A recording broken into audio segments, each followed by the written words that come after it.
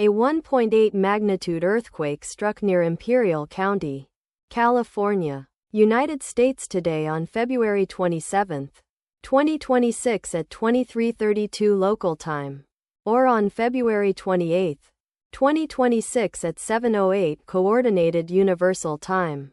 As reported by the Volcano Discovery on its website, the earthquake was located at a very shallow depth of 3.0 kilometers below the surface, at coordinates latitude 32.6977 and longitude -115.5312. The exact magnitude, epicenter and depth of the quake might be revised within the next few hours or minutes as seismologists review data and refine their calculations, or as other agencies issue their report. There were 2 reports on the form that were felt to be related to the earthquake that occurred.